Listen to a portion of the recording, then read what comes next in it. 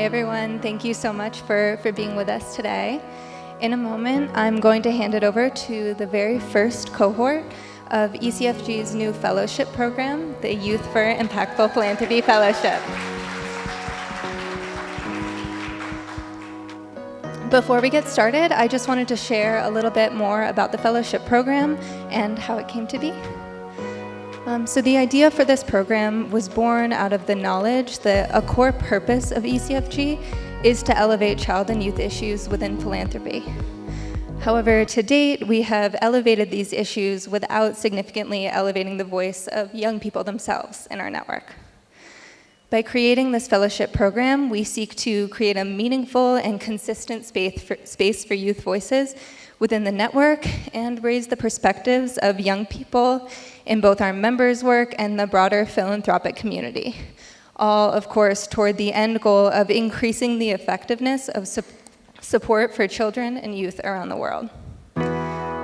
We know that many funders do not have formal avenues for child and youth engagement, influence, and decision-making within their organizations.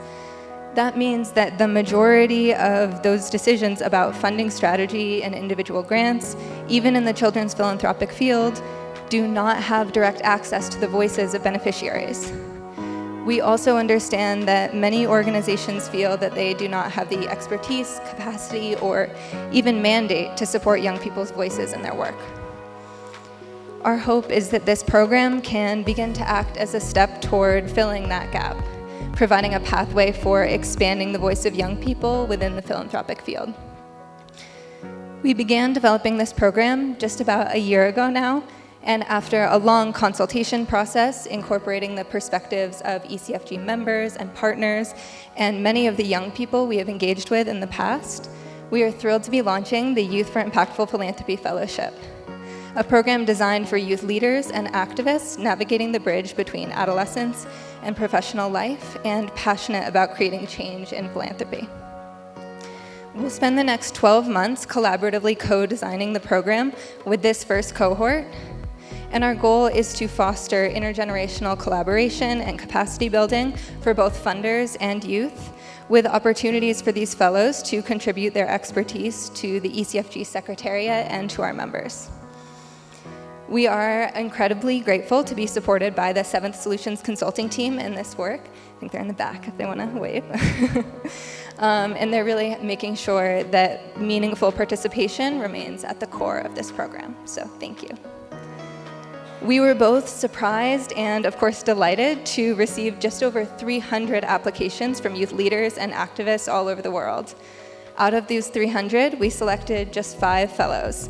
And after spending the last month getting to know them, I just feel really grateful that these 5 wonderful, passionate people want to spend the next year together. So I'm so happy to now hand it over to them to introduce themselves and take you through their session. And this truly is their space, ideated, designed, and developed by them. So, guys, please join me.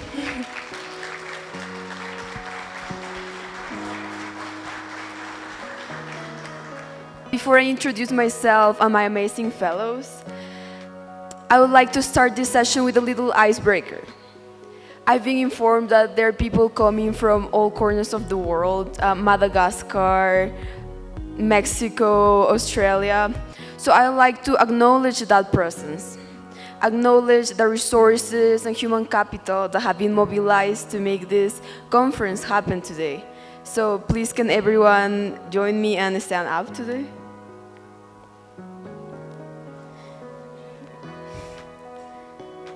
Okay, so I want you to look around to see the people who are joining us today, to acknowledge their faces, and to wave at them. Just say hi to your neighbors, like look around. Amazing, beautiful. So now we're gonna start this game. Okay, so I know many of us have either taken a train, a bus, a taxi, 2 or 3 planes to get here. So please, can all people who have traveled for less than 3 hours sit down?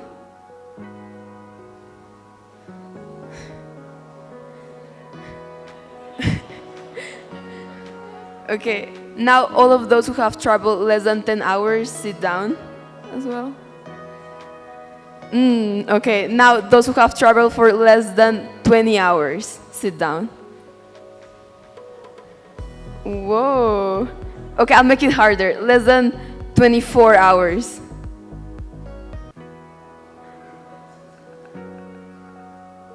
Whoa, so we have 4 people standing. So could you please introduce yourselves and where you're coming from? We're giving you the spotlight today.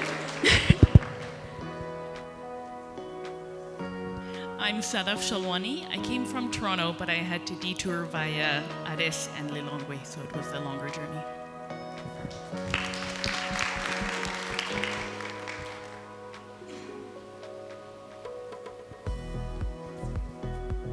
I don't know if I'm answering this question fairly, but I came from Minnesota and I went to Zambia first before I came here, so it's very long travels.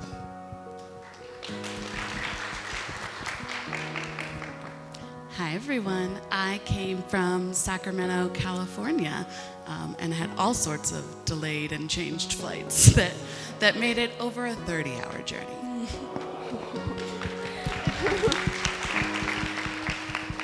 Okay, so now, even though we have different flights, different buses, different taxis, I want all of us to clap for each other to honor their presence today in Nairobi, Kenya.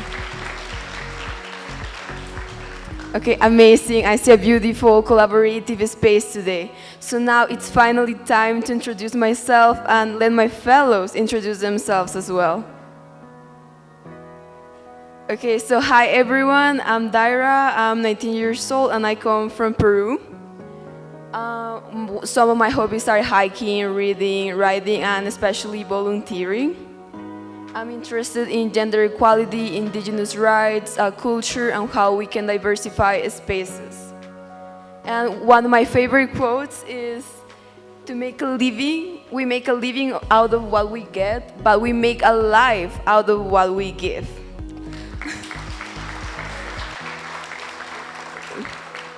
Thank you. Now I'll pass it on to my fellow Evie to introduce herself.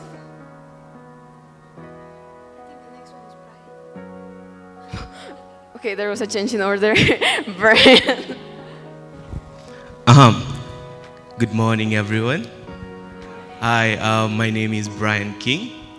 I come from Kenya, Nairobi, actually, so I'm among the people who traveled less than an hour, actually, to get here. My hobbies are swimming, fiction reading, and reimagining Africa. I am an African. I want to reimagine it into what, a better Africa. I'm interested in a lot of stuffs, by the way, but the ones that could fit here are child and youth participation in philanthropy, children and the law, storytelling, and using media as a tool for change, and childism, decolonizing philanthropy. We'll get to learn more about that a bit later.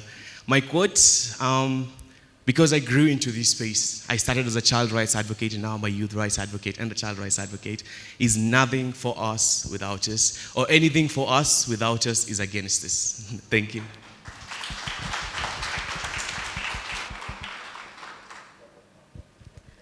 Hello, my name is Evie. I'm from Slovakia.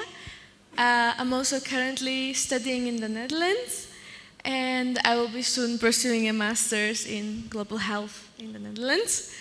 My hobbies are reading, writing, learning. That includes learning languages, but also just learning all the different things that are there. And I love spending time with nature. As my interest, I am really very passionate about global child health and nutrition, but also about all the factors that contribute to child health and well-being. So it's anything from climate action, access to nature, access to education, food, and so on.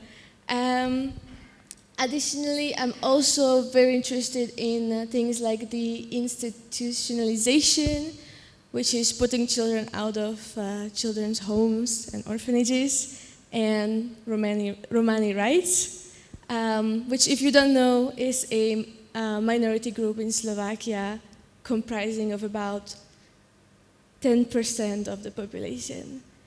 And one of my very favorite quotes is, thousands of candles can be lighted from a single candle, and the light of the candle will not be shortened. Happiness does not decrease by being shared. Thank you.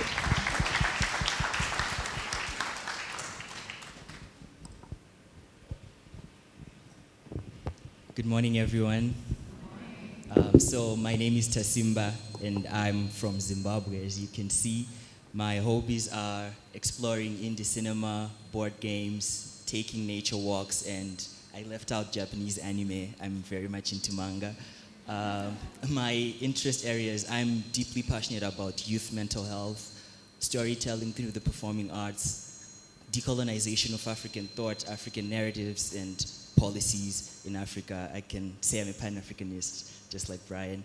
My favorite quote is, please continue to change. The scariest thing is, if after everything you remain the same. I believe we really need to change as the times change, as things happen to us, and with us, we have to evolve and metamorphosize with them. So yeah, that is it. Thank you. Okay, our fellow Kamori could not join us today, but she will be joining us on Wednesday, so we'll watch her video introduction now.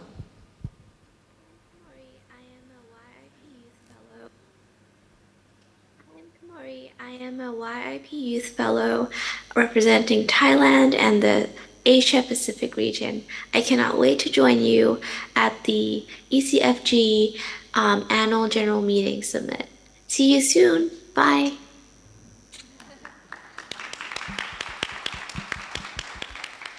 Okay, so now let's start with the agenda. Are you excited? Amazing. Okay, so today our mission is to talk about the benefits of youth participation in philanthropic spaces. So we'll be starting with philanthropic snapshots, where we will share successful examples of youth involvement in philanthropy innovations in our regions and countries, and follow with youth-centric practices that will be led by Evie, to talk about the benefits and how we can create a more inclusive space that listens to young people's opinions and ideas in philanthropic spaces. So now let me start with the philanthropic snapshots. Maybe you're wondering, you have come here and you're wondering, why is the participation of young people important in philanthropy?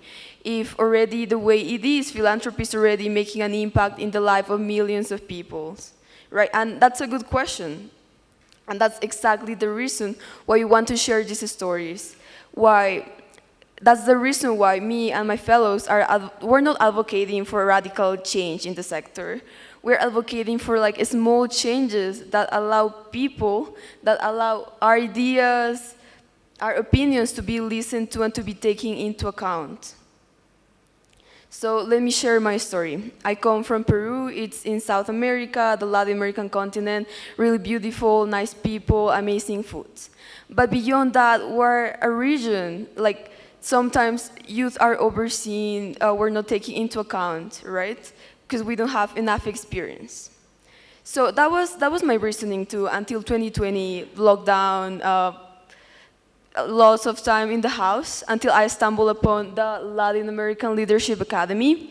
So for those of you who are familiar with ALA, the African Leadership Academy, LALA is a similar concept. So their mission is to empower the next generation of leaders of Latin America, because we're the ones who are going to shape the continent, the ones who want to work on these social issues, bridge the gap between inequalities, between the ones who have the power and the ones who are disadvantaged. So basically, what they do is they have these one-week leadership boot camps. So lots of people apply, lots of young people. They target 15 to 21-year-old change makers. I joined the network when I was 15. And I joined out of curiosity. I had a couple of friends who had joined, but I was wondering what kind of impact it could have on me.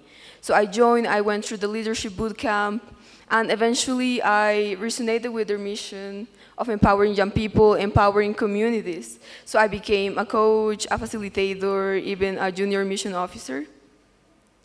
So what I would like to highlight from this journey, my story with Lala, is the opportunities they give to young people. They give mini grants to start social projects. Do you have an initiative? They give donations to like these little ideas that later turn into foundations. Currently, there are over 1,000 Lala leaders, and most of them have started social projects, ventures. For example, 2 years ago, I started my own social project called Incluye P. So that translates to Come On, Be Inclusive, where we work with indigenous entrepreneurs from the Shipibo community in Lima, Peru. So we help them, we support them with the process of setting up their ventures online, because especially in 2020 lockdown, there was no tourism, frontiers were closed. So we also want to, beyond helping to economically empower them, we also want to raise awareness. Peru is a diverse country, but sadly there's a lot of discrimination against indigenous communities. So we want to raise awareness of the importance of conserving their culture. So, as I said, what Lala gave me, beyond the grants, beyond the money, is the inspiration, the resources, the young people, the human capital. And that's what I want to transmit to you. When you give young people ideas, there are no limits. I think young people, we have the time, we have the energy, we have the connection, especially we have internet. I think we can connect with people like from here to China, from Peru to Australia. So that opens a lot of doors for us. So that's why I want to motivate you, invest in young people. Investing in young people's ideas is investing in the future of countries, investing of continents, investing in the future of the world. Thank you. Now I'll invite Brian to share his own story. Hello, everyone. Hi. So I would rather just sit so that we have a story. Yeah? Mine is a real story. So we're talking about investing in young people, investing in children and young people. And it sounds like something that's so far off, but we're not talking about, it's not a fairy tale. It's something that has worked, and I'm evidence of that. I want to tell you guys a story about the Africa Children's Summit. Some of you guys know it, and if you know it, then you know the hype and energy around that particular event. So when I was around 15 years old, we started something called PACLU, the first ever Pan-African child-led organization. But because of issues here and there, it didn't work. We were just young people, we were just children looking for a way to get involved. And so me and a bunch of friends of mine came again. I'm from Mtoto News, by the way. Mtoto News is an organization that facilitates children to come together, innovate, and fix their own problems. So yeah, we came together and we were like, you know what, there's Day of the African Child. How can we get more involved? And, you know, we attended a few events before, and to our surprise, well, not to our surprise, it usually happens. You guys do it, sometimes we do it, you know. We don't involve children in the decision makings. Most children are guests in their own events, guests in their own houses, which for us just didn't sit right. So we were like, you know what, let's have our own thing. If this belongs to the adults, let's start our own event. And we came up with that, Africa Children's Summit, okay? So yes, over a period of, I think around 9 to 12 months, 100 children gathered, led by me. We gathered, we started innovating. And when I say gathered, I don't mean physically only. Through Zoom meetings, through our WhatsApp group, through Google Meet meetings, we met, we talked, we created, we innovated, and we came up with the Africa Children's Summit under the theme, Seen, Heard, and Engaged. That specific theme, and I keep checking the time because I tend to overtalk, that specific theme comes from, you know, the African narrative where the child is only supposed to be seen. And so we were like, you know what, we want to be heard too. But if you hear me and you don't do anything about it, that's not going to help either. So we were like, you know what, see us, listen to us, engage us. Yeah? So yes, seen, heard, and engaged. And in April last year, dreams became reality. Like, we made it happen. The children of Africa actually made it happen. The biggest, the first, the most influential ever event to be held in Africa was held here in Nairobi. And I was there. 3 days, over 300 children coming from different places in Africa, actually some from even across the world, gathered together. We talked. And we were like, okay, we did it. Now what? You know? I guess even we children ourselves did not realize the fire that we started, the precedents that we set, because immediately after that, the reason I'm saying the Africa Children's Summit was the most influential event ever was because it has been cited from offices, from CSOs and NGOs here in Kenya, here in Africa, all the way to the African Union, to the UN agencies, and we are like, oh my God, we just needed to start, yeah? And to show you guys that it's still working and children are still doing amazing things, I'm seated here right now. I was the chairperson of the Africa Children's Summit 2023. I was downgraded. I got old. But right now, I am the advisor to the chairperson of the new Africa Children's Summit that's taking place in Johannesburg. This time it won't be in Nairobi, in Johannesburg in August 9th to 12th, okay? And these children are going to meet again. We're going to innovate again, and we're going to shape policies once again, all right? So that is the story bit of it. Let's talk about the impact that we had. Let's talk about exactly what does this mean, all right? And I wrote something very beautiful, so that Ben had this. So yes, we're talking about the Africa Children's Summit. At the heart of it lies a powerful belief that when children are given the opportunity and resources, they have the potential to become catalysts for positive change in their communities and beyond. I told you guys, we can do this, yeah? ACS nurtures leadership skills, fosters a sense of responsibility among children, encouraging them to become active participants in decision-making processes. By cultivating a new generation of leaders, ACS is creating sustainable change and building a brighter future for Africa. Now, still have a minute. The reason I was telling you guys about this story was to show you guys that if you fund children, they can make change, yeah? If you fund young people, we are able of influencing policy. We're capable of we did it before, we can do it again. This was a successful example of funders believing in small children with an idea, small children with a story, and they did it, yeah? So this is a very good idea of how philanthropy can work for children, yeah? Now for the flip side. After ACS, different innovations from all over Africa came up. One of them is called the Lido Initiative. It's in Lesotho. Lesotho is a small country in Southern Africa, yeah? And Lido just qualified for a very big grant, like one of the biggest grants in the world, actually. Out of around 1,000 applicants, they qualified for it, yeah? But you know what's sad about it? That for them to access this grant, they have to register as an NGO, okay? That's the first challenge. These are young people. He's barely 18.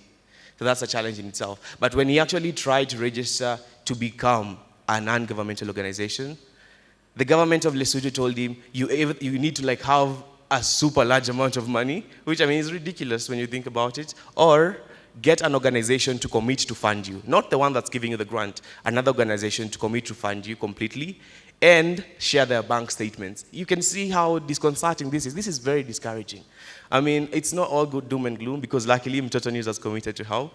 But if not for Mtoto News, you all are seeing the challenges we're talking about. This is the reality of young people.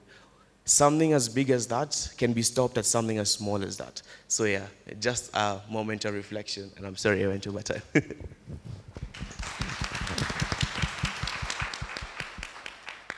Amazing story, Brian. I think it really highlights the power of young people, of kids. There's no requirement, either you are 11 years old. Brian was telling me that the youngest participant in the summit was 11 years old. So I think age is not the limit. So let's continue believing in the power of young people to catalyze change in their communities. Now I'd like to invite Simba to share his story. Thank you, Data. It can be a little daunting to follow after Brian, but I'll do my best. So in 2020, during the pandemic, we all went home, everything kind of shut down.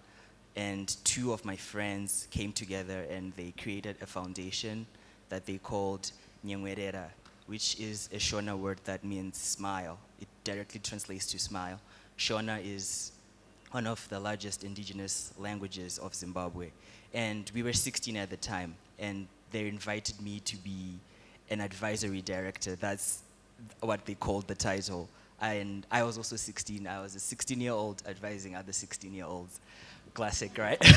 And yeah, but basically, the organization chose to focus on children. And at the time, we were in the pandemic, and most of the learning shifted to online. In fact, all of the learning shifted to online. But I think 60% of Zimbabwe is rural, and internet access is really difficult in those areas. And so it means 60% of Zimbabwe's children had restricted access to education. So they came together and they chose to focus on catering to children, especially underprivileged children in Zimbabwe across the nation, and figuring out ways in which them as young people could assist these other young people to continue with their education. And so it started in the pandemic and it's still running right now. And now I think they widened their focus to now focusing on all children around the country, especially children in care homes, children's homes, and foster homes. So what they basically do is they come together. I think now they have 7 members in the foundation, and they raise funding from their own pockets, out of pocket. And these are students who are still in school because they are young themselves, and they don't generate any income. So basically, they're using whatever funds they can get, maybe from their parents, and they use that to pay tuition for the children in the care homes, fund medical bills, buy groceries. They even host like Christmas parties to just uplift these young people. And it's been 4 years that this foundation, Nyangwedera, has been running. And as of now, they have supported 7 children's homes in Zimbabwe and counting. And the kids there supported about 50, I would say, combining all of the children's homes over the 4 years. And to me, this is the most evident impact that we can look at for philanthropy. And I asked them, why don't you try to look for external funding from other funders and try to engage them? And just similar to what Brian was saying about the group in Lesotho, they said for them to access funding from external funders and philanthropic groups, they need to be registered first. And I was like, okay, why don't you just register, right? I guess that's the question we would pose to all of these people. And what they said was really striking. They told me that to register, there's a lot of admin that you need to go through, a lot of channels, and you need money and funding to register to be able to access funding, which is very, I mean, in its own, it's very tricky. And there's a lot of legal work and paperwork that you need to do to access such funding. And I actually wrote down a quote from one of the co-founders that he said, we realized if we continue saving up for registration fees, we wouldn't be able to do any of our actual work. And the reason why that stuck out to me was because it shows that young people actually have the work and the impact at heart. They're focused on doing the work and reaching out, helping as many people as they can with the little that they have, such that all these structures will actually be a barrier, and they stop that. And another question that I then asked them was, would you think that your organizations would run different if it was not youth-led? And they say that because they're youth-led, they can be scrappy, and we see that they can be scrappy. If they see a problem, they see that there is any care home that needs support, any child that needs support in the community, they are quick to go there because there's no red tape, there's no bureaucracy in between. They can go reach out and help. And to me, that shows that young people really can be resourceful and they can get up and do the work without many restrictions. So provided that they have funding, they're actually able to scale their work and reach out to more people as they are already doing. And Nyangwedera is just an example that I took because I was in some way involved in its creation. But across Zimbabwe, and I'm sure in many other parts of the world, we have so many small youth-led and youth-founded organizations that are just doing the best that they can at grassroots level and achieving impact, helping and reaching out to people in various ways in various sectors. And I think what this speaks to us is that young people are able to do the work, and they're willing, and they're there on the ground. They actually are doing the work, because I think also one of the things that funders will be concerned about is, do they have are they going to use the resources effectively, and are they actually going to do the work? But the evidence on the ground, they are doing the work. We have Lido, we have ACS, Lala, Nyangwedera, and many other this is evidence, I think, enough that they're doing the work, and if you just open your eyes, you find them and they're there. So yeah, young people, Nyangwerera, making people smile. Thank you.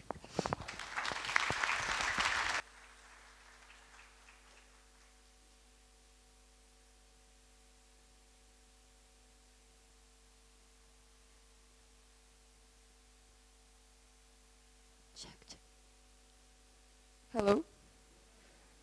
Okay, I think it's better now. So, can you hear me?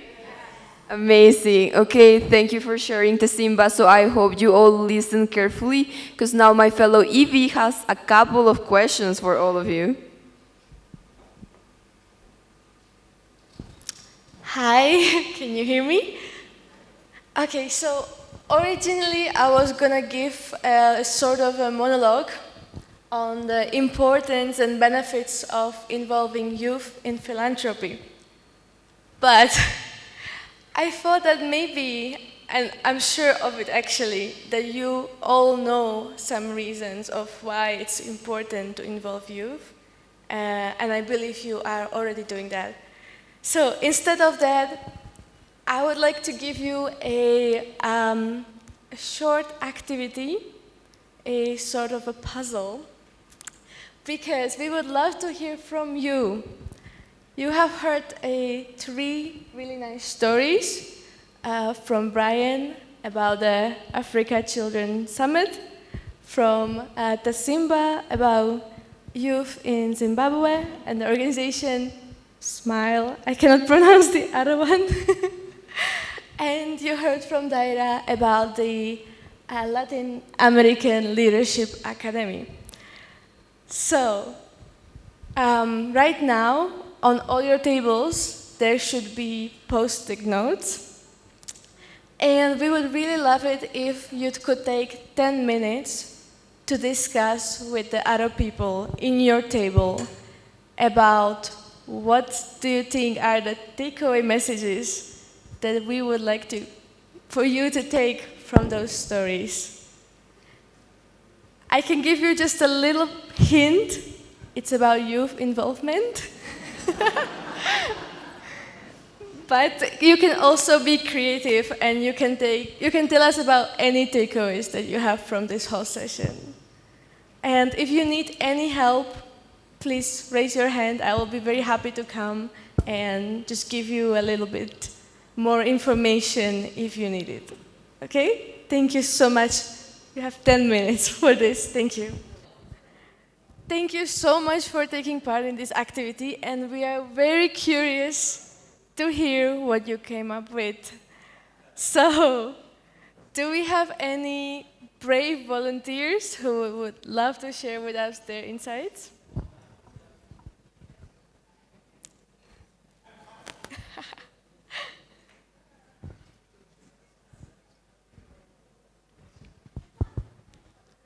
Any volunteers, or I have to choose at random?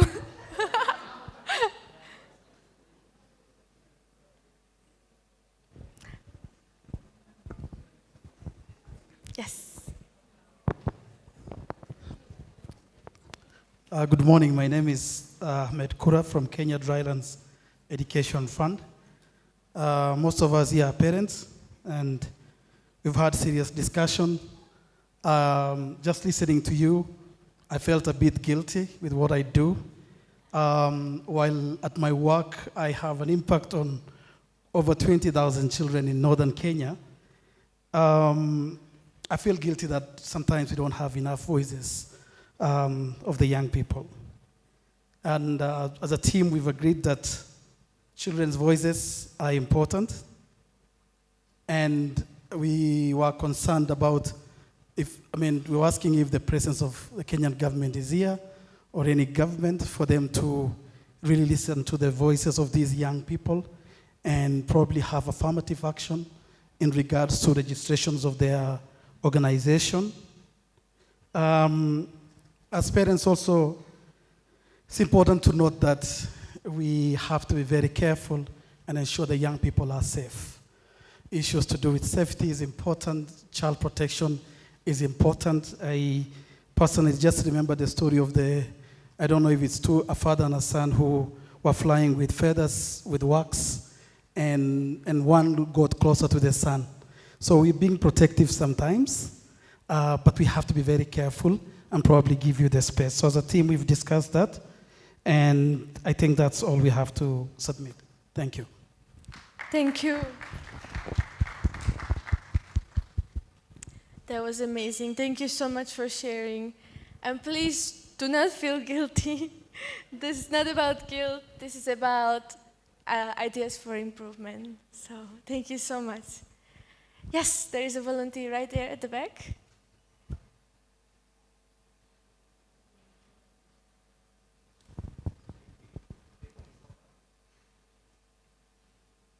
Hello, thank you so much. My name is Leonard. I work for an organization serving children with disabilities. I've been in the field for the last 19 years, but I feel so guilty because all those years I have never involved the children until just last year when I talked to a group of children about the causes of disabilities, and I really wondered. They were talking about witchcraft, curses, and so on. Then I asked myself, had I involved them from the beginning, I am sure I would have come together with them, addressing the issues that are affecting them. But because I thought they have nothing to do as decision-making is concerned, I left them out for all those good 18 years. I'm learning. Let's get the opinion of the children for anything that we are doing. Big applause for learning. Okay, maybe in the interest of time, we can have one more person. Okay, thank you. Can you hear me? Yeah. I'm Ken with the Ross Foundation, and we appreciated your session very much. Thank you. And one of our main takeaways was that it really takes youth leadership, leaders, to really begin movements and nascent organizations. We discussed sort of a circle which is difficult to cross. So how do we as resource holders in this room, whether we are with endowed foundations or large NGOs that have resources and partnerships, how do we as resource holders get money able to fund these charismatic, these good leaders and their movements? So we as funders cannot fund, we cannot create a movement. A movement has to start with young leaders, and then we have to support them. Another takeaway was how difficult it is for you to receive money. Yes. There are structural barriers to youth organizations. So we talked a bit about intermediaries and other sort of creative funding ways, but it's a challenge. So we are challenged to find ways to support you. Yes, thank you so much. That was amazing.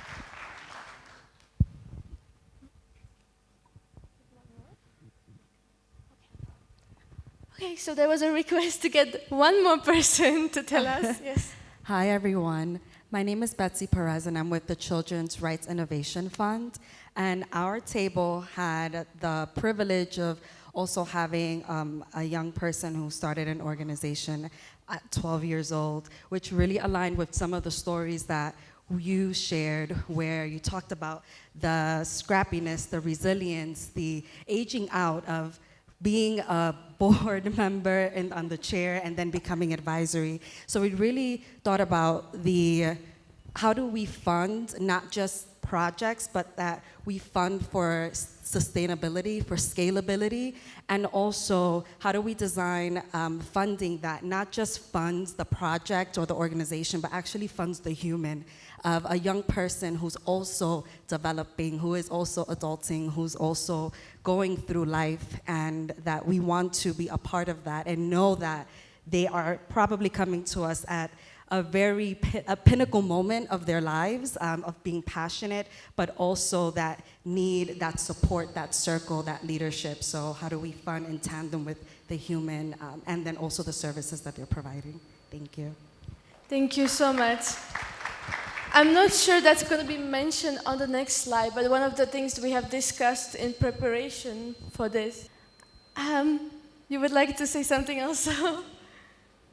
Yes, we had some items that were not raised, so we just wanted to add as well. We did talk about the difficulties with fiscal sponsorship, but we also thought about some solutions for that. Closer? Okay.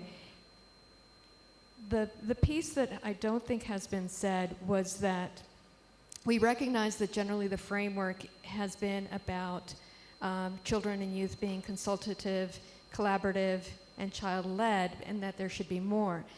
But we also had a discussion about really flipping that and have, to really take to heart, have children and youth be the leaders, and to have the adults be consulted, perhaps, but to really take their ideas and help carry them out, as opposed to creating ideas where where the children and youth are consulted. And also wanted to echo the greater engagement and inclusion participation of children with disabilities, that's something that hasn't really happened fully.